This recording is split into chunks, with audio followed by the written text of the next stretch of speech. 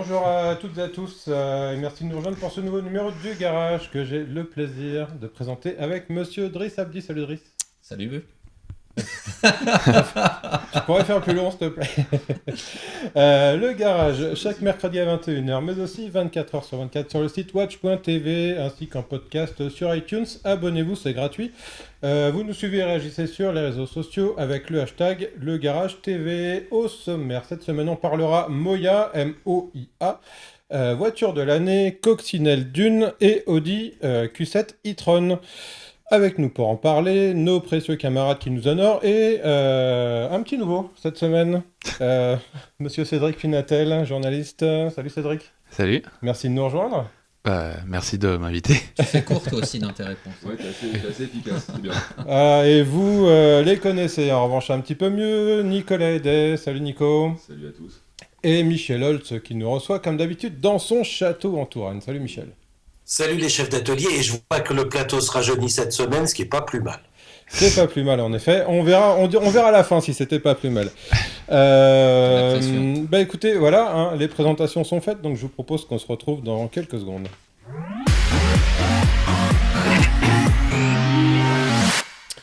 Messieurs, c'est dans l'actu, puisque c'était il y a quelques jours à Londres. Volkswagen a présenté la 13e marque de son groupe, une marque axée sur la mobilité et les services, la mobilité électrique, on va dire. Nico, ça s'appelle Moya. Oui. Ça nous rappelle un petit peu ce qu'a présenté Mercedes au Mondial de Paris cette année. Oui, c'est-à-dire que le même jour, Mercedes présentait une nouvelle marque qui s'appelle EQ, lors de la première journée presse du salon. Et en même temps, Volkswagen présentait l'IDS, c'est ça, Ouais. qui est un concept avec une 13e marque dont ils ont pas, en fait... Ils ont tué le nom, ils ont tué le nom assez il était volontairement. pas connu. Ils ont Et, juste dit ça, mais voilà. on était un peu dans le même esprit dans les deux cas, c'est-à-dire qu'on était sur des véhicules, des nouvelles plateformes, 100% électriques, voire 100% autonomes pour plus tard, 2025. Sauf que là, Moya, en fait, on sent qu'on a plutôt une volonté de rendre de faire des contrats avec peut-être les différentes mairies, les différentes villes d'Europe ou du monde pour trouver des solutions type peut-être Autolib, je sais pas. Enfin, c'est pas très précis pour le moment. Alors on est dans l'idée que la voiture va de moins en moins appartenir aux gens, sera peut-être de plus en plus partagée. Ouais. Il y a une chose qui est pas anodine sur Moya, c'est que ça a été présenté dans le cadre de conférences qui s'appellent TechCrunch, Disrupt, qui sont plus connues pour le côté high-tech de la chose. Driss, ouais. Tu connais bien. m'arrêteras si... Ouais, on ne s'attendait pas à avoir de voiture Voilà. dans ce genre de conférence. Et Enfin, pas si tôt. le siège de Moya ne sera pas à Wolfsburg, siège historique de Volkswagen, mais à Berlin, qui est une ville qui est assez axée sur justement les nouvelles mobilités qui commencent à connecter les infrastructures avec les automobiles. Ouais, c'est vrai qu'à Berlin, il y a des choses qui existent avec notamment BMW, avec des i3 qui sont en autopartage, que tu peux prendre, donc des voitures électriques avec lesquelles tu peux aller d'un point A à un point B assez facilement. Ça marche avec des smartphones, c'est très très bien.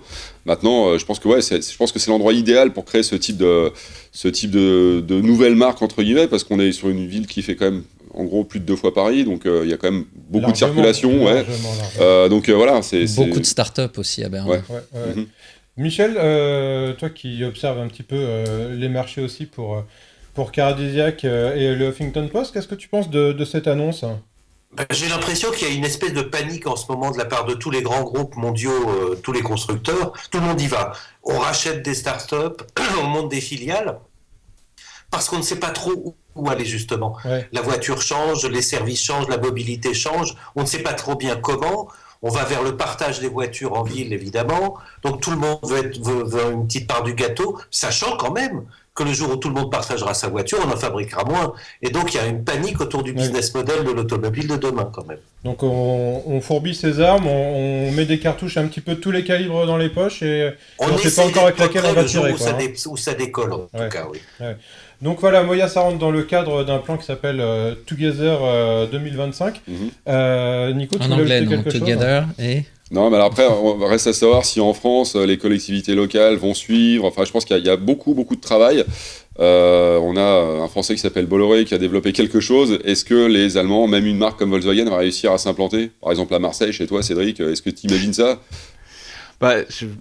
pour rebondir sur ce que dit Michel, c'est vrai que je trouve que c'est de la communication. Toutes les marques communiquent toujours sur les mêmes axes. Ouais. Voiture autonome, voiture électrique, etc. C'est difficile, à l'heure actuelle, je trouve, de voir vraiment, de démêler la pure spéculation et ce qui peut être vraiment fait dans les villes, par les marques en elles-mêmes.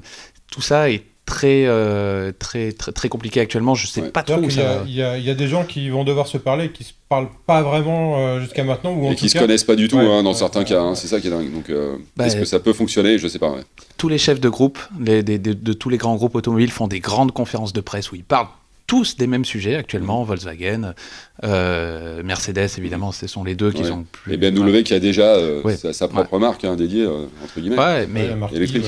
Mais bon, en même temps, il n'y a pas beaucoup de produits qui sortent, on en attend, mais c'est pas pour tout de suite, a priori. Est-ce que ça a bien décollé, vraiment? On ne sait pas trop. Non, toujours pas. C'est ça. C'est vrai que même... Donc, non, vas-y. Non, je t'en prie, fini. Non, c'est vrai que même, on regarde un simple exemple, une Renault Zoé, sur le marché français, c'est toujours, je crois, à 10% des volumes de vente d'une Clio.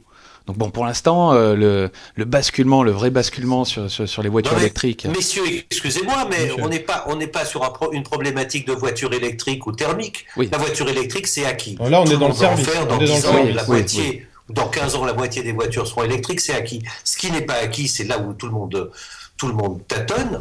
C'est sur ces nouvelles mobilités, c'est-à-dire c'est la voiture service plutôt que la voiture propriétaire, c'est plutôt des domaines comme ça. Voilà. Sur la voiture électrique, c'est, il me semble, un acquis pour tout le monde. On y va, tout le monde y va. Oui, mais dans 15 ans, la moitié dans 15 ans, j'y crois pas trop, Michel, parce qu'on n'a pas la capacité de les alimenter, ces voitures. On n'a pas les centrales nucléaires mais dans plein de pays, il n'y a pas que nous. Je pense qu'on n'est pas capable d'avoir, je sais pas moi, 1 million de personnes qui tous les soirs branchent leur voiture. Aujourd'hui, on peut pas. En plein hiver, on va avoir un problème. Et dans 15 ans, je pense pas qu'on leur a réglé ce problème, faut pas rêver. Enfin, c'est quand même très très long. Donc, il y a une inertie énorme dans ce milieu-là. C'est pas extraordinaire. Rappelez-vous les grands prix de Formule E. Pour recharger une Formule E pour un grand prix, c'est l'équivalent de 2 sèche-linges.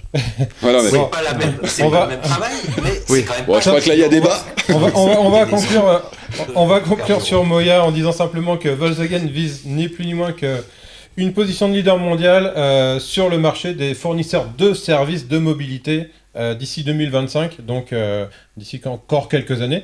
Mais bon, voilà, c'est une déclaration d'intention assez forte. On va rester chez Volkswagen, Nicolas, puisqu'on a essayé il y a quelques semaines maintenant la petite nouvelle, le facelift de la coccinelle dans sa version Dune. C'est un facelift intéressant, on va regarder en quoi, et puis on se reparle dans quelques minutes.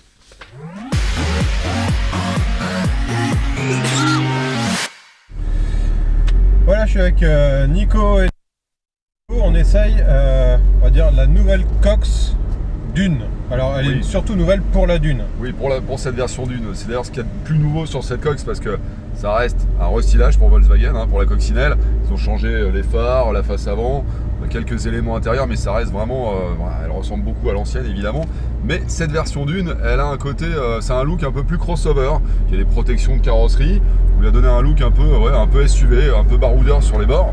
Elle est légèrement surélevée. Voilà, c'est là vraiment le point majeur, c'est qu'elle soit légèrement surélevée, effectivement. Et le fait qu'elle soit légèrement surélevée la rend beaucoup plus confortable que la Cox classique. Alors voilà, la Cox classique, on va dire, c'est quasiment un bout de bois dans certaines versions. Ouais, sur les versions sport, c'est l'enfer. Voilà. Je trouve ça trop ferme sur les versions sport. Sur les versions intermédiaires, vintage, là on est plutôt sur quelque chose d'homogène. Là par contre c'est encore plus confortable parce qu'on est un petit peu plus haut. Et je trouve ça hyper agréable. Et alors voilà, là on l'essaye sur des petites routes corse. Et effectivement, on passe les dodanes, les aspérités, les trous dans la route.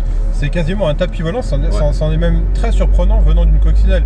Alors évidemment, il y a un petit corollaire à ça, c'est que elle va être un peu moins incisive à la conduite. Alors je la trouve un peu pataude dans les enchaînements. C'est vrai que la Cox, on a une plateforme de Golf 6, un train avant qui est plutôt efficace en temps normal. Là, on a quelque chose qui cherche un peu plus. On est un peu moins précis au niveau de la direction et elle a tendance à prendre un tout petit peu de roulis par rapport à une coccinelle classique. Alors, cela dit, on est dans une cab.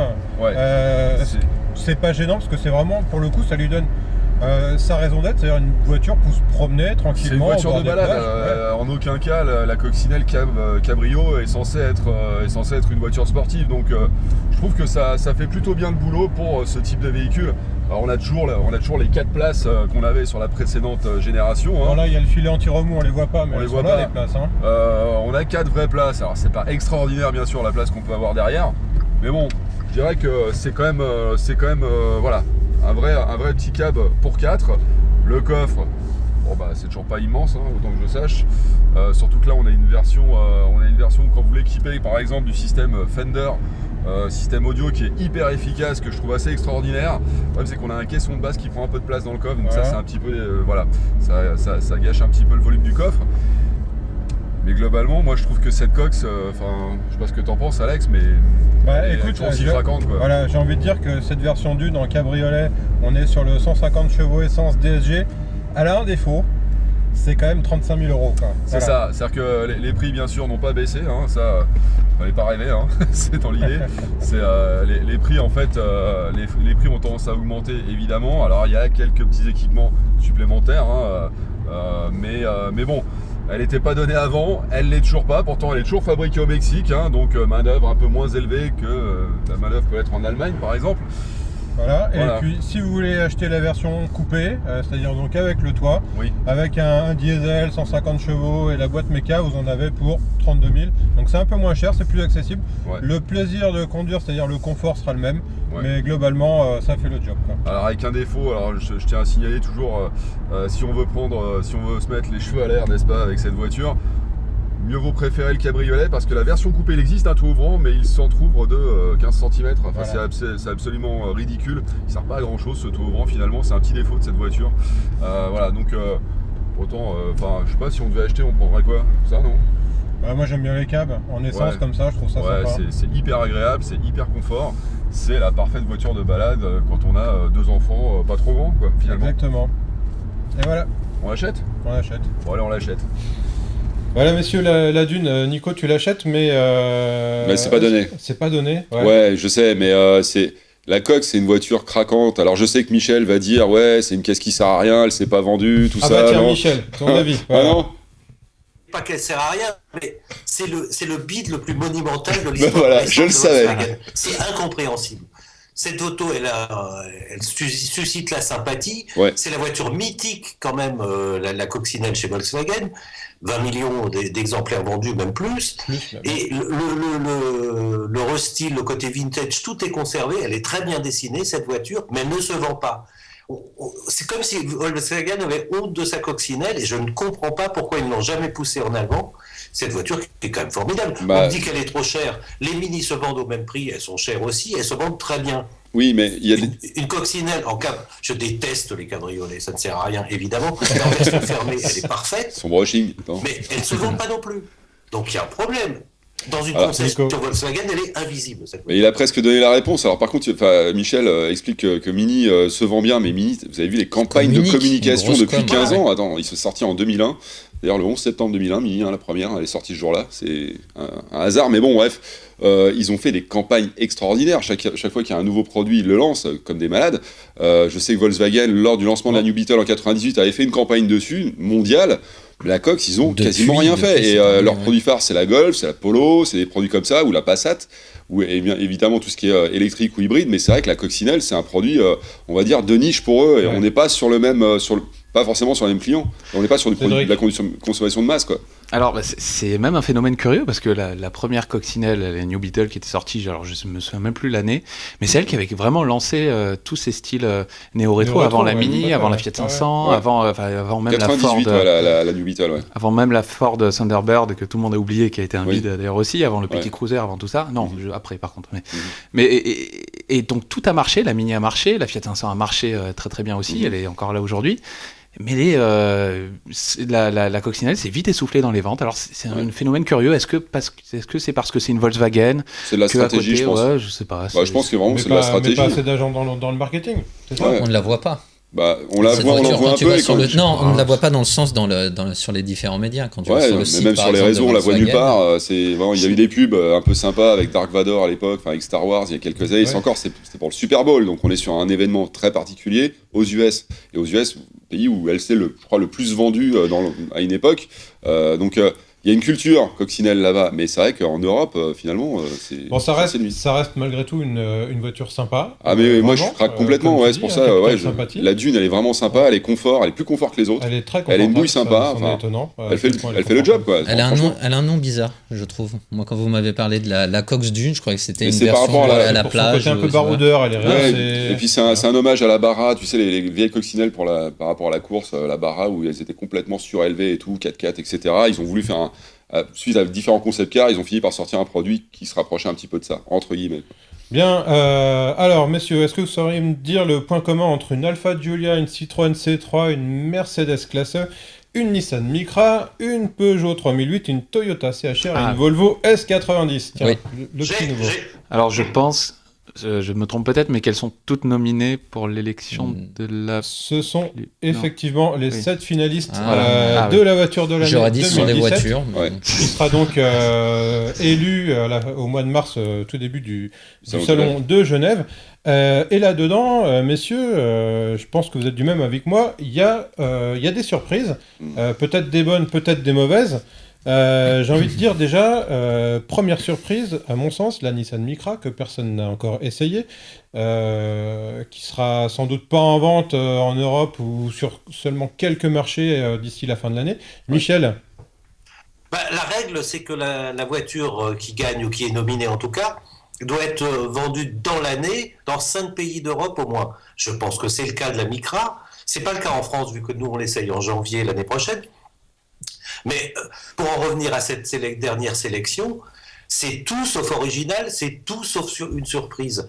En fait, il manque les voitures essentielles qu'on a vues cette année, et notamment une qui est la Fiat Tipo. Absolument de ton avis. Parce que Ouais. je pense que les jurys ont tout raté. Ils ont raté les monospaces à la même époque, ils ont raté les SUV, ils n'ont jamais couronné un SUV, ils n'ont jamais couronné un low cost, et là on a une vraie voiture populaire qui n'est pas non plus nominée. Et on aurait pu aussi mettre dedans le Kia Niro, qui est un SUV du coup, hybride, le premier hybride. Et il y a une vraie offensive hybride coréenne qu'il faudrait quand même saluer. Les Coréens n'ont jamais gagné, et un SUV n'a jamais gagné, donc mon choix, ça serait Fiat Tipo ex aequo avec Kia Niro. Alors, Et non pas cette sélection-là. la Fiat Tipo, on peut comprendre, même si, je suis de ton avis, elle aurait dû figurer dans les finalistes, parce qu'elle apporte rien aux gens, si ce n'est qu'elle est abordable, plutôt bien faite, et que c'est a priori la meilleure offre compacte, on va dire le meilleur rapport prestation-prix du marché. En revanche, effectivement, le Kia Niro, c'est un peu plus surprenant, mais il y a aussi on va dire une absence, c'est le Renault Scénic qui loupe carrément le coche, là. Nicolas? Ouais, enfin, le Renault Scénic, il a juste mis des grandes roues de 20 pouces. Et Mais sinon, non. c'est Ah, comme mais- Renault- Alors Michel, t'exagères un peu. Non, il y a un vrai Et design dessiné. sur le Scénic. Je trouve que là, pour le coup, alors je suis pas branché monospace pour dessous, hein, c'est pas mon truc. Je crois qu'on en est un peu passionné d'automobile, on n'est pas dingue de monospace, c'est vrai, mais parfois on n'a pas le choix, comme beaucoup de gens. Là, pour le coup, je trouve que Renault a fait un beau travail sur le Scénic en termes de style. Et je trouve que même dans la rue, avoir roulé, indépendamment des roues de 20 pouces qui sont larges comme des pneus de mobilette, hein, parce que c'est pas large du tout pour le coup, ils ont réduit au maximum la largeur des pneus quand même. Donc je pense qu'en deuxième monte à acheter, ça va pas être simple, ça va pas être forcément gratuit. Ça c'est un autre problème, mais le véhicule en lui-même est pas mal quoi. Enfin, j'aime bien. Et il méritait d'y être. Enfin, pour le coup. Cédric? Non, alors il est dessiné comme un crossover, comme c'était le cas d'ailleurs avant pour l'espace. Mais par contre, moi je suis 100% d'accord avec Michel. La Fiat Tipo, c'est le summum de l'automobile ennuyeuse. C'est-à-dire, voilà, c'est pas du tout péjoratif. Ce que je veux dire, c'est que si vous recherchez la voiture qui offre le meilleur rapport prix-prestation possible, je vois pas comment on peut faire mieux que cette voiture sur le marché actuellement. C'est un peu plus joli qu'une Dacia. C'est même pas moche à regarder, Oui. franchement. Ah, ouais. elle pour est le bien coup. faite. Pas elle a qu'une, un bon parce que design. certaines Dacia, genre Logan, quoi, où là, bon. Voilà. On pas avait aimer la caisse, fait quoi. l'essai, vous l'aviez encensé, hein, si je me souviens Ouais, tout bien. à fait. Enfin, voilà, c'est la conclusion qu'on en tirait au moment de l'essai, c'est que c'était le meilleur compromis du moment. Michel, l'année dernière, quand on avait essayé l'Opel Astra, pendant l'essai, tu nous avais dit ça sera la voiture de l'année. Ça a été la voiture de l'année. C'est quoi ton pronostic cette année? Donc Il entre, est je bon, ce rappelle, Michel. la Giulia, la C'est pas peine de C3, la s'engueuler, Classe ça va E, être Peugeot 3008. Peugeot De toute 3008. façon, un SUV, il est très réussi. Et le C3 est joli, mais n'apporte rien techniquement. 3008, Si, la est vraiment caméra, réussi, et c'est un La SUV. caméra pour Donc, prendre ils des vont photos rattraper et tout. le coup, nos amis, et ils vont nous faire un SUV enfin. Bien, eh ben écoute, Michel, on prend les paris. Ce que je vous propose, c'est qu'on va quitter la voiture de l'année et puis on va monter dans une voiture beaucoup plus grosse qui a pour le coup qui concourt pas pour le titre. C'est l'Audi Q7 e-tron, la version plug-in hybride du gros SUV Audi. On regarde le sujet et on en discute très vite juste après.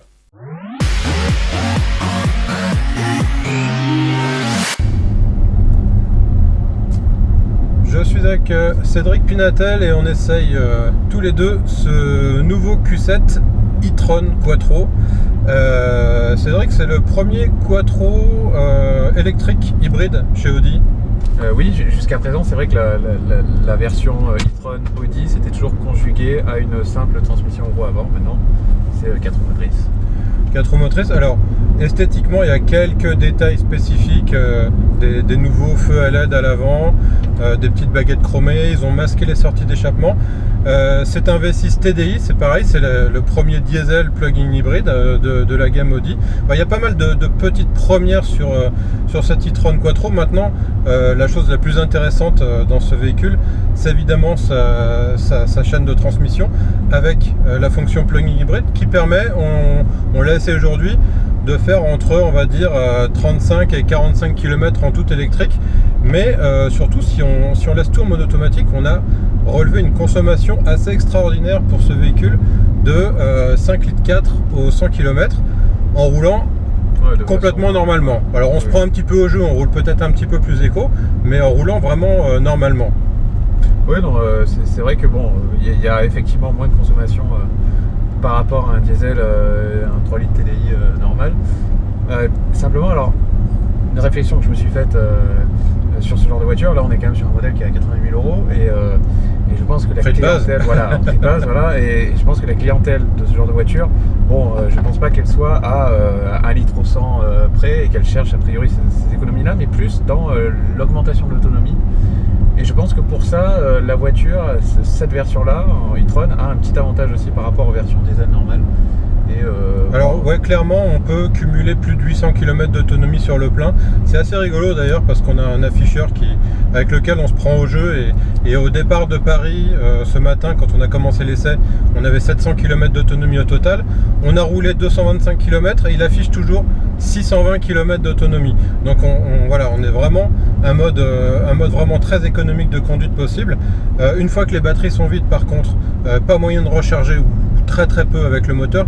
Donc c'est clairement une voiture qu'on peut avoir si on peut la brancher quelque part. Sinon, voilà. Oui, sinon ça n'a absolument aucun sens, ou peut-être fiscalement, avec quelques avantages, peut-être pour les entreprises. Effectivement, c'est exonéré de TVS sur certaines versions. Ça dépend de la monte pneumatique. Oui. On va pas rentrer dans ce genre de détails.